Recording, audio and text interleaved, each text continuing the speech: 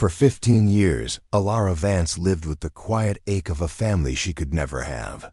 When her estranged ex-husband passed away, he left her an unbelievable inheritance, a magnificent manor named Oak Haven, a place she'd never even heard of. She went there seeking answers about the past, but instead, she was confronted by 7 living secrets, 7 children staring back at her, claiming this house was theirs. What secret had Richard taken to his grave, and why had he entrusted it to the one woman whose heart he had already broken? For 15 years, the void in Alara Vance's life had been a silent companion. It was the emptiness of a family she had always longed for, but never had, the echo of a love long since broken. But then, an unexpected phone call shattered the stillness. Her ex-husband, Richard, had passed away and left her his entire estate, a legacy that included a manor she had never heard of, Oak Haven Manor. It was a pull she couldn't explain, a curiosity deeper than old grief that drew her there. The drive took Alara through winding country roads, where rolling hills and stone-fenced pastures felt like a world away from her own quiet, orderly life. Her sedan seemed out of place in this ancient landscape. How had Richard come to own a place like this? And why leave it to her, the wife he had left behind? The questions tumbled through her mind as the GPS announced her arrival. When Oak Haven Manor came into view, Alara nearly held her breath. It was magnificent, a sprawling stone estate with tall windows and ivy-covered walls. It was the kind of house one sees in motion pictures, not in the real world, and certainly not as a part of her life. The gravel driveway crunched under her tires as she approached, a sound that felt oddly final. The heavy oak door was unlocked. She pushed it open, calling out hesitantly, "Hello? Is anyone here?" The foyer was grand but coated in dust, sunlight streaming through the windows to illuminate dancing motes in the air. The house held a strange feeling, not quite abandoned, but not fully lived in, either. Alara ran a finger along a mahogany table, leaving a trail in the thin layer of dust. A noise from deeper within the house made her freeze. Footsteps. No. Multiple sets of footsteps, along with hushed, urgent whispers. "Who's there?" She called out, her voice stronger this time. Silence fell, then a door creaked open. Alara followed. The sound to a vast drawing room with faded, velvet curtains and furniture that had once been elegant, but was now worn. And there they were. 7 pairs of eyes staring at her, with expressions ranging from defiance to terror. Children. 7 children, arranged in an almost defensive formation.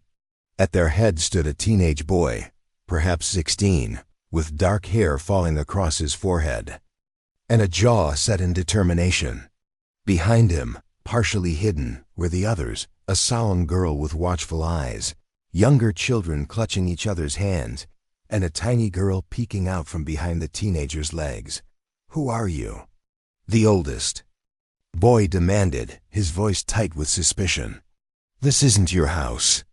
"This is our house. Mr. Richard said so." The name landed in the silent room with the force of a slammed door. The children looked nothing like him.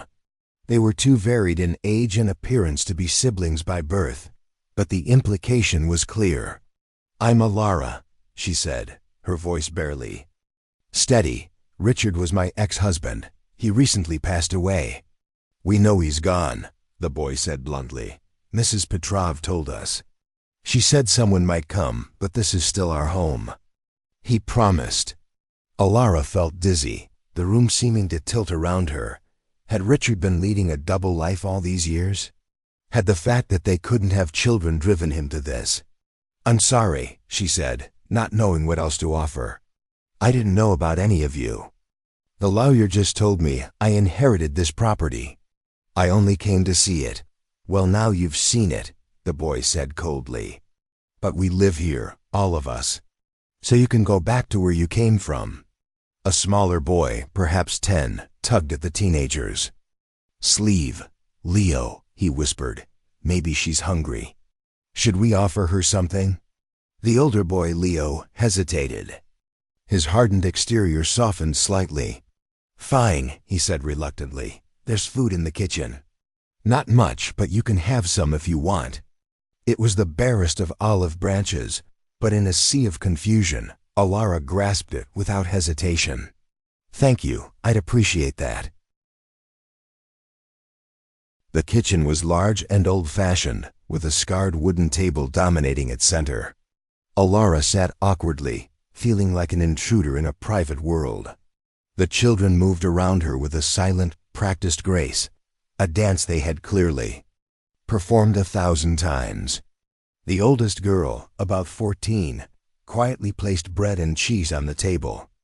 The twins, they had to be twins, identical in every way except for their differently colored sweaters, set out plates with surprising efficiency.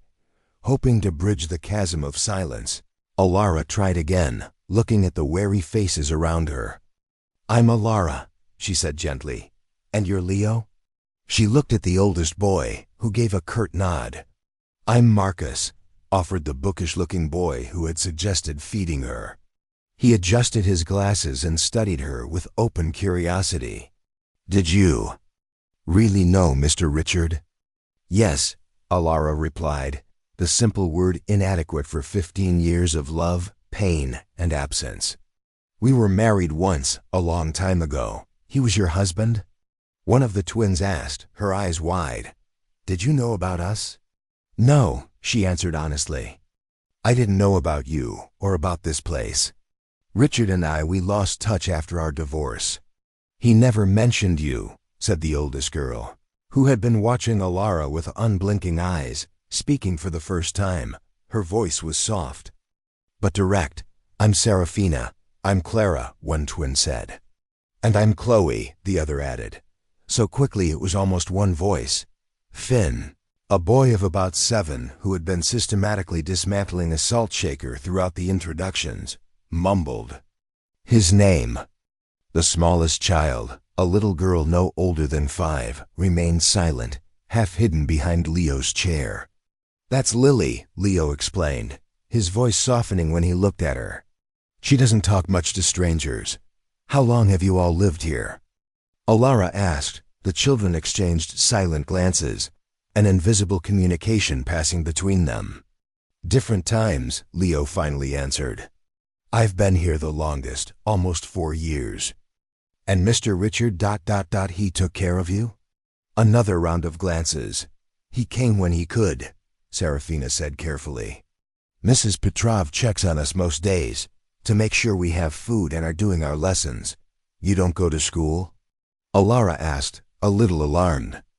"We do school here," Marcus explained, warming to the subject. "We have books and computers. I'm doing algebra now, and Serafina is really good at science. The twins are learning French." "Oui, c'est vrai. Yes, it's true," Clara and Chloe said. In unison, then giggled. It was all so surreal. These children, seemingly abandoned yet not, educated yet isolated, all connected to Richard in a way Alara couldn't fathom. The bread turned to ash in her mouth as she tried to make sense of it all.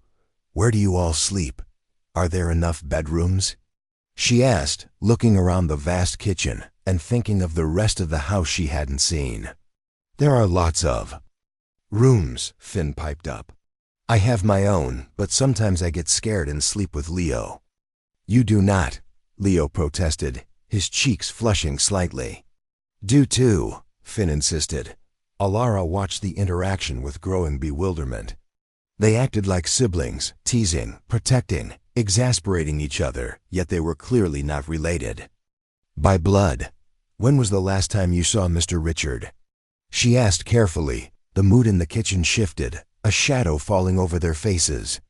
2 weeks ago, Leo answered. "He said he wasn't feeling well, that he had to go away for treatment. He promised he'd come back soon." A fracture appeared in his voice on the final word, and he quickly looked away, his jaw tightening. "I think," she said slowly, "we should call Mrs. Petrov. I'd like to speak with her." "She'll be here tomorrow," Serafina said, her observant eyes fixed on Alara. She always comes on Tuesdays with groceries. Then I'll come back tomorrow, Alara decided, rising from the table. The thought of spending the night in this house, with these strangers who seemed to know Richard better than she did now, was overwhelming. Is there a hotel nearby? There's the Blue Heron Inn, about 5 miles back toward town, Marcus offered. Mr. Richard stayed there once when the power was out here for 3 days. She thanked them for the information and the meager meal, promising to return the next day. As she turned to leave, little Lily finally emerged from behind Leo's chair, approaching Alara with tentative steps. "Are you going to make us leave?" she asked in a small, clear voice. The question struck Alara's heart, piercing through her own. Confusion. These children feared her, feared she would take away the only home they knew. A word came from a place deeper than thought. "No," she heard herself say, her voice soft as she knelt to meet the child's gaze. "I promise. I won't make you leave." Her promise seemed to hang in the air as little Lily gave a solemn nod and retreated to the safety of Leo's side. Alara drove to the Blue Heron Inn in a daze, checked into a quaint room with flowered wallpaper, and sat on the edge of the bed. Her body trembling. 7 children. Living in a house her ex-husband owned, calling him Mr. Richard. Sleep offered no escape. Her mind churned with a dizzying mix of confusion and a raw, unfamiliar ache she didn't want to put a name to, a sting of jealousy for the family Richard had somehow found. A family built on the ashes of their own. Mourning brought no clarity, but it did bring determination. Alara dressed carefully, stopping at the local grocery store to buy proper supplies. The kitchen at Oak Haven had seemed alarmingly bare.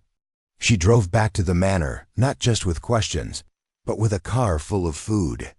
She wasn't just bringing groceries. She was bringing a small piece of normalcy, a scent of home. This time, the children were more prepared for her arrival. Leo opened the door before she could knock, eyeing the bags with surprise. "You came back?" he said, as if he'd half expected her to vanish like a strange dream. "I said I would," Alara replied simply, "and I brought breakfast, a real breakfast." That earned her entrance, and soon the kitchen was alive with the smell of pancakes and the sound of children's voices as they set the table and poured juice. The scene was so domestic, so normal in its chaos, that Alara could almost forget the strangeness of the situation. Almost as promised, Mrs. Petrov arrived mid-morning. She was an elderly woman with a thick Eastern European accent and shrewd eyes that took in Alara's presence with surprise, but not alarm. "You must be the ex-wife," she said without preamble. "Mr. Richard said you might come if his health took a bad turn." "He knew he was sick?" Alara asked, surprised. "Cancer," Mrs. Petrov said bluntly. "Very bad. He tried treatments, but ... She shook her head. "He made arrangements for the children, for the house. He was a good man, Mr. Richard. Complicated, but good. These children ... Alara began, lowering her voice so they wouldn't overhear. "Are they his?" Mrs. Petrov's sharp eyes met hers, and then she let out a short, barking laugh. "His? Oh no, my dear, not by blood. They were his by heart. Every single one of them he chose. He saved." "Saved from what?" Alara frowned, not understanding Mrs. Petrov's expression grew solemn. "From bad places, bad people. Some from the streets, some from homes that were not homes." This new information spun in Alara's mind. Richard hadn't fathered these children. He had rescued them. The relief she felt was immediate and powerful, followed quickly by confusion. But why in secret? Why not through official channels? Mr. Richard believed the system would separate them, Mrs. Petrov explained, polishing an old picture frame. He had seen it happen before. Here, they could be a family. Different, yes, but a family. But ... that's illegal, Alara struggled for words. "Perhaps." Mrs. Petrov agreed with a shrug. But is it right to send them back to the streets? To homes where they were hurt? The law is not always right, Ms. Alara. The moral complexity of the situation was dizzying. Richard had broken the law, certainly, but with the best of intentions. And now, Alara was responsible for them. Before she could respond, the sound of tires on gravel interrupted their conversation. Bartholomew Vance strode into Oakhaven Manor like a man who already owned the place. He barely acknowledged Alara with a dismissive glance. "Ah, you must be the ex-wife," he said, his tone condescending. "I'm Bartholomew Vance, Richard's cousin, his actual family." He emphasized the word deliberately. "Mr. Vance," Alara replied, keeping her voice level. "I inherited Oakhaven from Richard." "So I've been informed," Bartholomew said. "A curious decision on Richard's part, one that will obviously need to be reviewed by the courts. In the meantime... His eyes swept past her, landing on the children huddled in the doorway, watching with wary hostility. "Ah," he said, his voice dripping with disdain. "Richard's little project. His collection of strays. I must say, this is quite the mess you've walked into. These... children. They can't possibly remain. The house needs to be sold, liquidated." Leo stepped forward, placing himself between Bartholomew and the younger children. "We live here," he said firmly. "Mr. Richard gave us his word." Bartholomew's smile was thin and cold. "Did he now? And I assume this promise is legally documented, in writing perhaps?" Leo's silence was his only answer. "What a pity," Bartholomew murmured, the false sympathy making it sting all the more. "You see the problem," he said, turning back to Alara. "Squatters, essentially, a legal nightmare. I am prepared to make you a fair offer to expedite things." Bartholomew's cold offer hung in the air. "You see the problem," he said again, turning back to Alara. "Squatters, essentially, a legal nightmare." An unfamiliar fire ignited in Alara's chest, a fierce protective anger that surprised her with its intensity. These were not strays or a mess, they were children. "They are children who need a home," she said firmly, "and Richard clearly wanted them to have one here." "Richard was dying," Bartholomew countered smoothly, not thinking clearly. "He was making emotional decisions, not rational ones. The courts will see that." He glanced meaningfully at the children again, his threat thinly veiled. "I suggest you consider my offer. The longer this drags on, the messier it will become for everyone." Alara understood the weight of his words. If she didn't cooperate, he would find a way to remove the children from Oakhaven, scattering them to foster homes, or worse, back to the bad places Mrs. Petrov had mentioned. "I need time," she said carefully. "Of course," Bartholomew agreed with false magnanimity, handing her a business card. As he turned to leave, he paused to add, "Oh, and be careful about making promises to these children. False hope can be so cruel." With that parting shot he was gone, the sound of his expensive car fading down the driveway. "He's going to try to take our home," Leo said flatly once he was gone. It wasn't a question. "He's going to try," Alara agreed, "but that doesn't mean he'll succeed." The quiet voice of Serafina cut through the tense air. "Mr. Richard told us you would help," she said, her gaze steady. "He said... you were kind. Even after he hurt you." The words struck a deep chord in Alara, the thought of Richard, in his final days, still thinking of her, still believing in her kindness despite their broken past, was almost too much to bear. "I don't know if I can help," she admitted honestly. "But I want to try. To do that, I need to understand more." "I'll show you," Leo said simply, and led Alara up the grand staircase. The room was unmistakably Richard. It carried the scent of old books and leather, a quiet dignity that was so much a part of the man she once knew. It was a tangible piece of the life he'd lived without her, and a wave of unexpected grief washed over her. "Mr. Richard kept records," Leo explained, moving to the desk. About all of us. Where he found us, what our situations were. He said it was important to document everything. He opened a drawer and removed a leather portfolio, handing it to Alara. You can read them. They explain everything. As Alara read, a portrait of heartbreak and heroism emerged. Each child was a story of abandonment, abuse, or neglect. Richard had documented the failures of a system that had left them behind. His methods were questionable, a flagrant disregard for the law, but the results were 7 children who were safe, cared for, and healing. Looking into their anxious, hopeful faces, she knew she couldn't judge the man who had given them that. He tried to help you, she said softly, all of you. Leo nodded, relief evident in his shoulders. He saved us. And he promised we could stay together. But he's gone now, Alara said gently. And there are legal complications. Bartholomew will challenge the will. So you're going to send us away? Finn asked, his small face crumpling.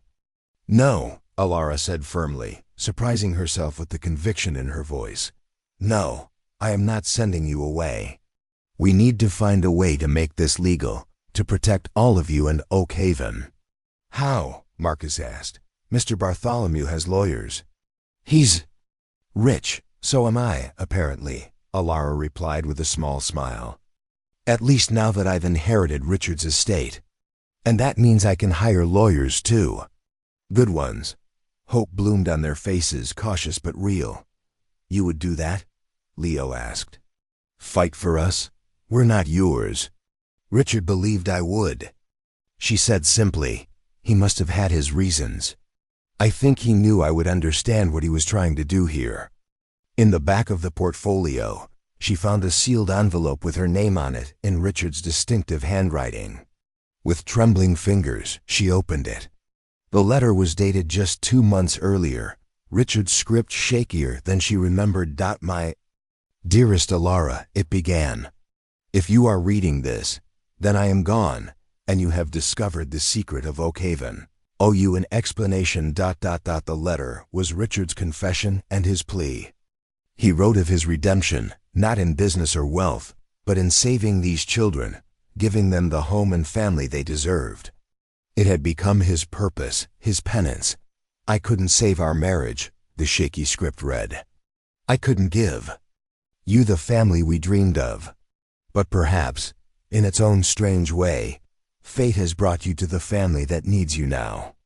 I am leaving them in the care of the biggest heart I have ever known. Tears streamed down Alara's face as she lowered the letter. The children watched her in solemn silence, even little Lily seeming to understand the gravity of the moment. He loved you, Serafina said quietly, still sketching. Not just before, at the end, too. Yes, Alara agreed, her voice thick with emotion. I think he did. In his own way, Richard had created the family they couldn't have together. And now, he had entrusted that family to her. In his own way, Richard had created the family they couldn't have together, and now he had entrusted that family to her. A new resolve settled over her, straightening her spine. The weight of responsibility was immense, but for the first time, it felt less like a burden and more like a purpose. We need a plan, she announced, her voice clear and steady. Bartholomew will not give up easily. As if awaiting a command, a small, well-trained army sprang into action. Marcus, his eyes bright behind his glasses, offered to help with legal research. Serafina, with her quiet depth, said she could show everyone what Oak Haven meant to them through her art. The twins agreed in unison to help, and even little Finn volunteered to fix things that were broken. And Lily, she simply came to Alara's side and slipped her small hand into hers, a silent pledge that spoke louder than any words. Then we're agreed, Alara said. We will fight for Oak Haven together. Just as the words left her mouth, a sudden crash from downstairs shattered the fragile sense of purpose. The drawing room window, which had been cracked for months, had finally given way. It was a stark reminder of the house's own neglect. And as the children explained that Richard had run out of money in his final months, another puzzle piece clicked into place. Richard's struggle hadn't just been emotional. It had been financial. "Well, the money is no longer complicated," Alara said firmly, looking at their worried faces. "It's mine now. And we are going to use it to take care of Oak Haven and to take care of all of you." That evening, as they sat together in the kitchen, plans began to take shape.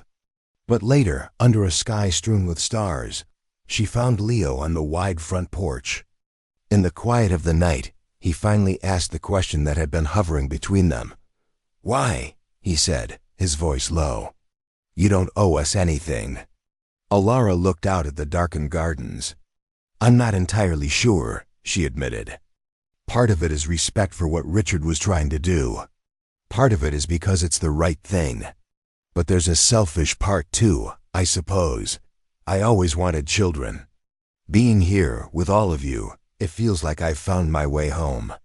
Leo absorbed this in silence. "Mr. Richard said you were the kindest person he ever knew," he finally said. He said, "You deserved better. You were his biggest regret." The admission touched a deep place in Alara's heart, healing a wound she didn't know was still so raw after 15 years.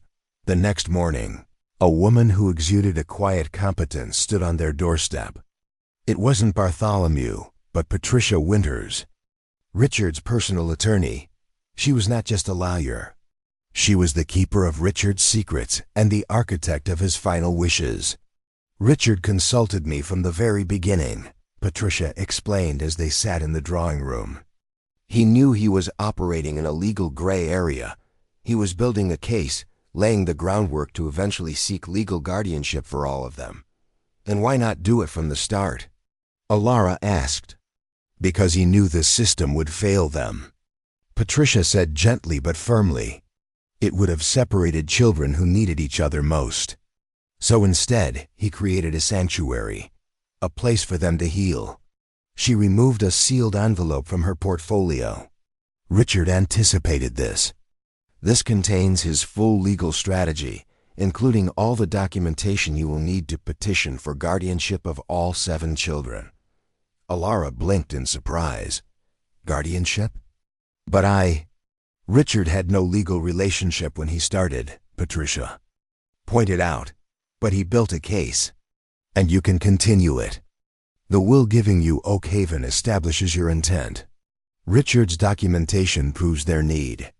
With the right approach, we can convince a judge that keeping them together with you at Oak Haven is in their best interest. And Bartholomew? His greed is predictable," Patricia said, her expression hardening. "But Richard's will is a fortress. I built it myself. Bartholomew can bang on the gates, but he will not get in." The confidence in her voice was reassuring. For the first time, the fight ahead felt less like a desperate hope and more like a viable plan. "What's the first thing we need to do?" Alara asked, her decision made. Patricia smiled approvingly. "First, we file for an injunction, stopping any action from Bartholomew until the guardianship petition can be heard. And I will need statements from each of the children, explaining why they want to stay together. Their voices matter in this. And we need to be completely transparent, every detail, every truth. If we are going to convince a judge, we need to show them everything." Before they could proceed with the plan, Serafina spoke, her quiet voice cutting through the discussion. "There's something else," she said. "The hidden room, I think. I think she needs to see it now." Leo led them to what appeared to be an ordinary linen closet. He reached behind a stack of towels, pressed a hidden switch, and a soft click sounded. The back wall of the closet swung inward, revealing the true heart of Richard's mission, a command center for quiet miracles. On the walls were before photographs that stole Alara's breath. A thin, hollow-eyed boy living under a bridge, Leo. A girl with artistic talent being exploited by her parents on the street, Serafina. Two twin sisters hiding in an abandoned building. Each child's story was documented, not just with records, but with images. These weren't just files. They were testaments to lives saved. And on the desk, a leather-bound journal lay open. Its pages were filled with Richard's handwriting. These were not the ramblings of a reckless man, but the careful calculus of a desperate one who had weighed the law against justice and found the law wanting. Some acts of justice must exist outside the law, he wrote, when the law itself fails those it is meant to protect. Standing in that room, Alara felt the full weight and nobility of what Richard had done. Her sense of responsibility was now fused with a profound respect. That night, as they gathered around the scarred wooden table, a new rhythm began to take hold. The empty chair at the head of the table, where Richard had always sat, was a tangible reminder of their loss. With a quiet nod, Alara looked at Leo. "That's your seat," she said gently. It was a gesture of respect, an acknowledgement of the man he had been forced to become, and a silent promise that he no longer had to carry the weight alone. At dinner that night, stories began to flow. Memories of Richard, hopes for the future. "Mr. Richard said you love books," Marcus ventured. "That you work in a library." Alara smiled, touched that Richard had shared such details. "Yes, I'm a librarian. Could we go to a real library sometime?" Finn asked with wide-eyed eagerness. The simple request struck Alara deeply. These children, for all their safety at Oak Haven, had lived in isolation. "Of course," she promised. "Once things are settled." Later, after helping Lily get to bed, Alara returned to Richard's study. Tucked away in the central drawer, where she had found his letter, lay a small velvet box. Inside, a simple gold locket rested on worn satin. Engraved on its surface was a single word, hope, and inside that, a tiny photograph of her and Richard. On their wedding day, young and radiant. It was a message across time, a whisper of enduring love and a bridge to the future he had entrusted to her. The battle began in earnest the next morning. Bartholomew sent a formal legal notice, contesting the will and demanding an immediate freeze on all assets. "He isn't wasting any time," Patricia remarked over the phone. "Neither are we. I've already filed for emergency temporary guardianship." The pressure, however, was mounting. Bartholomew hired a private investigator and launched a smear campaign in the local media, painting Richard as unstable and the children as opportunists. The strain began to show on the children. Finn had nightmares. Lily retreated into silence. Alara did everything she could to shield them, maintaining routines and creating moments of normalcy amidst the chaos. But one evening, Leo approached her, the usual teenage bravado gone, replaced by a vulnerability that broke her heart. "What if we're not worth it?" he asked, his voice barely a whisper. "All this fighting, what if in the end we just let you down?" Alara took his hand, her voice firm but gentle. "Leo, worth isn't something you earn. It's something you are. You and every single child in this house are worth all of this and more, simply because you exist."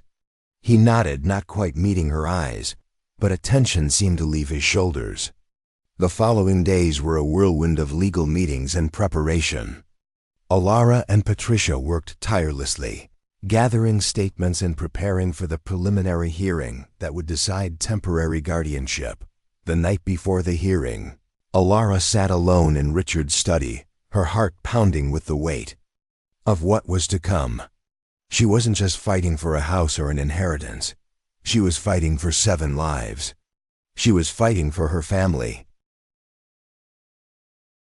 On the morning of the hearing, the air at Oak Haven was thick with tension. The beautiful autumn day outside was a stark contrast to the anxiety inside the manor. As Alara prepared to leave, the children gathered in the foyer to see her off, a small, solemn brigade of support. Leo, in a rare display of emotion, gave her a quick, awkward hug that spoke volumes. Serafina pressed a folded sketch into her hand, while the twins offered her lucky charms they had made. And little Lily, in her solemn way, held up a crayon drawing, her offering for the judge. "Remember what Patricia said," Alara told them gently. "You don't need to worry. The judge just needs to know that you're safe and happy here." The courthouse was imposing, all marble columns and somber dignity. Bartholomew was already there, impeccably dressed and flanked by two expensive-looking lawyers. He gave Alara a curt nod. The hearing began, and Bartholomew's lawyers presented first. They painted a picture of Richard as a man compromised by illness, and of Alara as an opportunistic outsider. When it was Patricia's turn, she calmly and methodically dismantled each argument. She presented medical evaluations confirming Richard's competence, detailed the careful planning behind Oakhaven, and most powerfully, she submitted the children's written statements, each one a testament to the family they had formed. Then, it was Alara's turn. As she took the stand, a strange calm settled over her. The nervousness vanished, replaced by an absolute clarity of purpose. "Miss Vance," the judge began, a shrewd older woman, "you are seeking guardianship of 7 children to whom you have no biological relation. Why should this court entrust their care to you?" "Your Honor, you are correct. I have no experience as a parent in the traditional sense," Alara began, her voice gaining strength. "For years, that was the great sorrow of my life. But I do have experience in creating safe spaces for children to learn and grow. And as for the means, Richard's final gift was not a burden, but an endowment. He left every resource necessary to ensure these children will not just be cared for, but will thrive." "And your personal life?" the judge pressed. "Are you prepared to set aside your own pursuits to raise 7 children?" "Your Honor," Alara replied with a small smile, "my personal life has been waiting for something like this for a very long time. There has been a space in my heart that I always hoped a family would fill. These children need someone to put them first, and I am not only willing, but eager to be that person." Before the judge could conclude, Alara remembered the drawing in her folder. "Your Honor, may I submit one final piece of evidence?" The drawing was beautifully simple. 7 small distinct birds huddled under the protective wings of a larger bird, with Oakhaven Manor sketched softly in the background. At the bottom, in a child's wobbly script, were 4 words: "Our home, our family." A hush fell over the courtroom as the judge studied this small piece of paper, her stern expression softening for just a moment. "I will take this matter under advisement," she finally said. "I will issue my ruling on temporary guardianship by tomorrow morning." As they were leaving, Bartholomew approached. "I'm prepared to make an offer," he said quietly. He named a figure, an astonishing, life-altering sum of money. "Drop this guardianship petition, agree to sell Oakhaven, and it's yours." Alara stared at him, speechless for a moment before a cold anger replaced her shock. "You think I am doing this for money?" she said, her voice low and steady. "You believe these children, their home, their lives have a price tag? They are not for sale, Bartholomew. My family is not for sale." She turned and walked away, leaving him standing there with narrowed eyes. When Alara returned to Oakhaven, she found the children had decorated the drawing room with a banner that read, "Welcome home, Alara." She promised Finn with a pinky swear that she would never give up on them. That night, no one wanted to be alone. What began as nervous waiting evolved into an impromptu slumber party in the drawing room. Blankets and pillows spread across the floor. As Alara watched over them, a profound sense of peace settled over her. This was it. This was family. And she would protect it with her last breath. The phone call came as they were clearing away the breakfast dishes, the silence in the kitchen so thick it was almost tangible. Alara took the call in the hallway, aware of 7 pairs of eyes watching her every move. When she returned, she didn't need to say a word. The radiant, tear-bright smile on her face said it all. "The judge signed the papers this morning," she announced, her voice thick with happy tears. "It's official. The court has granted permanent guardianship. We are a family." The kitchen erupted in cheers, tears, and hugs. Even Leo, usually so reserved, joined the celebration, his relief palpable. It was not a temporary victory. It was a permanent beginning. They would be together. They would be safe. In the midst of the joyful chaos, a small hand slipped into hers. Alara looked down to see Lily gazing up at her, her solemn eyes filled with a new light. "Thank you, Mom," the little girl whispered, the words spoken directly to Alara for the very first time, "for being our forever mom." Alara knelt, her heart swelling with a love so immense it almost hurt. "Always," she promised softly, "I will always fight for you." The weeks that followed transformed Oak Haven from a neglected manor into a true home. The roof was repaired, the heating system overhauled, and the once wild gardens began to be tended. But the greatest change was within its walls. One spring evening, Alara sat with Leo on the porch again. The air was mild, scented with new growth and possibility. He leaned his head against her shoulder, a gesture of trust that would have been unimaginable months ago. "He knew," Leo said with quiet certainty. "Richard knew you were the right one." He paused. "It's not just his vision anymore, it's ours. We're building it together."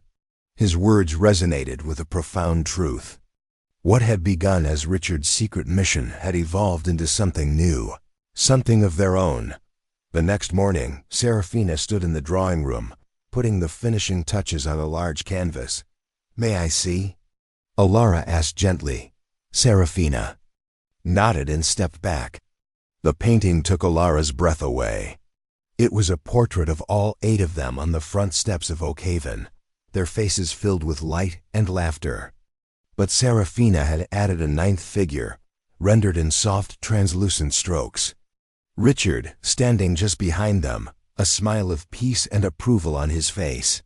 "So everyone who comes here knows who we are," Serafina explained softly. "A real family." "It's perfect," Alara whispered, wrapping an arm around the girl's shoulders. As they hung the portrait in its place of honor in the foyer, the other children gathered around, admiring the work. "He's still part of our family," Finn declared confidently. "Always." Alara agreed, looking at the faces of her children, for they were truly hers now, in heart and in law. Family is forever. As the sun set, casting a golden glow over the manor, Alara sat on the porch, a book open on her lap, surrounded by the laughter of her children. In the end, Alara Vance discovered that the greatest inheritance isn't something found in a will, or measured in acres. It is the kind of wealth that is built, moment by moment, from the love that turns strangers into family. And at Oak Haven Manor, that priceless transformation was, at last, complete.